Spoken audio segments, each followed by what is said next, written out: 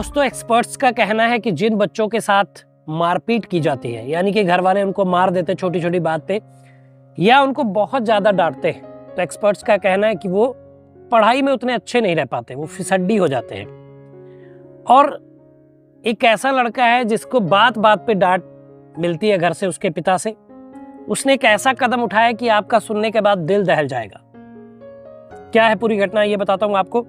जुर्म छुपता नहीं, अपराधी कभी बचता नहीं। मैं हूं आपका होस्ट युवराज सिंह और आप देख रहे हो मेरा channel, YouTube channel crime day.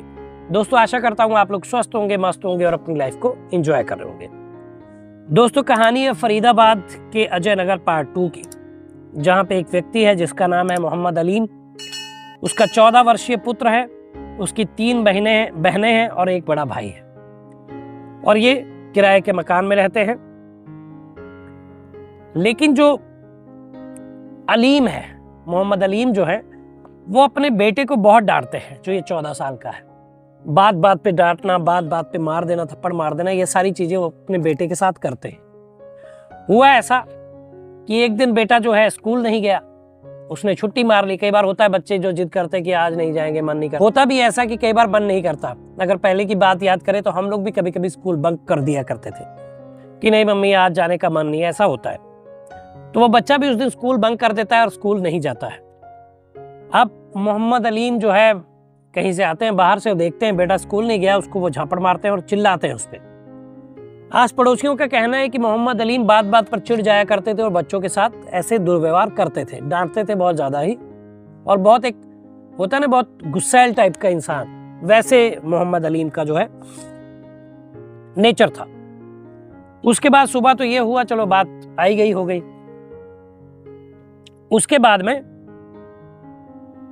जो इनका 14 वर्षीय पुत्र था, उसने इनकी कपड़े टंगे हुए थे, वहां से 10-20 रुपए जेब से निकाल लिए।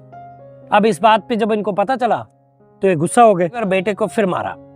इस बार बेटा जो है बहुत गुस्से में आ गया। उसने मन ही मन बना लिया था कि जो है अपने पिता को वो सबक सिखाएगा। उसने देखा कि घर में केरोसिन रखा हुआ है, पिता उसके किसी काम के लिए लाए थे। उसने सोचा कि आज जो है मैं केरोसिन डालकर अपने पिता को आग लगा दूं। देखिए कितना उसके ये डांट की वजह से कितना उसके मन में ये चीजें घर कर गई थी कि वो उनसे पूरी तरह से आजादी पा लेना चाहता था। अब रात हुई, वो इंतजार कर रहा था कि कब वो गहरी नींद में जाएं और कब वो उनको मौत के घाट उतार दिए। हुआ ऐसा ही, रात में करीब 2 बजे उसने देखा कि उसके पिता जो है मोहम्मद अलीम गहरी नींद में सो रहे। उसने केरोसिन उठाया और चारपाई के नीचे डाल दिया, कुछ बिस्तर पर डाल दिया। अब चारपाई पूरी तरह से फैल चुका था। उसने माचिस उठाई, आओ देखा न था, और जला के उसको आग लगा दी। जब तक वो गहरी नींद से जाग पाते, आग की लपटों ने पूरे बिस्तर को घेर लिया था।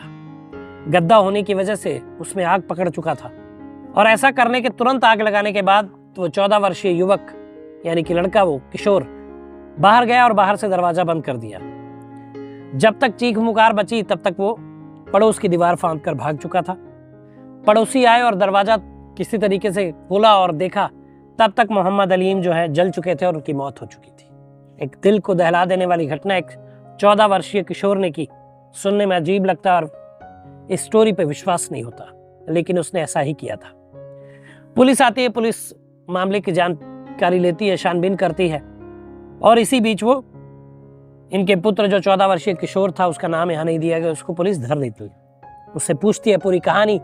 तो पूरी कहानी वो 2 टूक शब्दों में बताता है कि पिता की मार से और पिता के गुस्सैल रवैये से वो तंग आ चुका था और उसने सोच लिया था कि वो अपने पिता को मौत के घाट उतारेगा, और उसने वैसा ही किया। घर में रखे केरोसिन से उसने अपने पिता को जला दिया, जिंदा जला दिया और उनको मौत के घाट उतार दिया। लेकिन कानून किसी के साथ अन्याय नहीं करता, जानते हैं आप। कानून में ये लिखा हुआ है कि 14 वर्ष यानी कि 18 वर्ष से कम युवक किशोर जो है उनको बाल गृह, सुधार गृह भेजा जाएगा। उनको इस कांड की जो है सजा इसी के तौर पर मिलेगी और उनको कोई और सजा नहीं मिलेगी। ये चीजें कानून में है, लेकिन हालांकि इसकी सजा तो तगड़ी होनी चाहिए थी, क्योंकि किसी को जिंदा उसने जला दिया था, वो भी अपने सगे बाप को। लेकिन अब कानून है तो है, उसमें हम चेंजेस नहीं कर सकते हैं। तो पुलिस ने जो है इस 14 वर्षीय किशोर को बाल सुधार गृह भेज दिया और उसके बाद बाकी की कार्रवाई जो थी वो की गई, क्योंकि मोहम्मद अलीम अब जिंदा नहीं थे और वो जिंदा जलकर मौत के घाट उतर चुके थे। तो ये कहानी फरीदाबाद की मैंने दोस्तों बताई।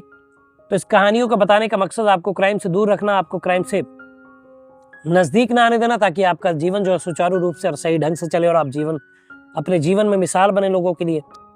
लेकिन जो पेरेंट्स हैं उनसे ये दरख्वास्त है, उनसे ये मेरी गुजारिश है कि अपने बच्चों को प्रेम से ही समझाएं, प्रेम के साथ उनके साथ डील करें। क्योंकि अगर आप उनसे मारपीट करते हैं, उनको मारते हैं, बात बात पे डांटते हैं, तो उनके मन में जो है कुंठित एक चीजें बैठ जाती हैं, शायद वो उनको क्राइम की डगर की तरफ लेके जाए। तो पेरेंट्स से मेरा यही अनुरोध है कि अपने बच्चों को प्यार से समझाएं, प्यार से सारी चीजें करें, उनके दोस्त बन के रहें, ताकि वो कुछ गलत करने का सोचे भी तो आपसे 100 बार उस बारे में डिस्कस करें। तो दोस्तों ये वीडियो था, बताइएगा वीडियो कैसा लगा, कमेंट करिए, शेयर करिए, चैनल को सब्सक्राइब करिए। मिलेंगे अगली वीडियो में, तब तक मुस्कुराते रहिए, खुश रहिए, क्योंकि जीवन बहुत छोटा है। धन्यवाद।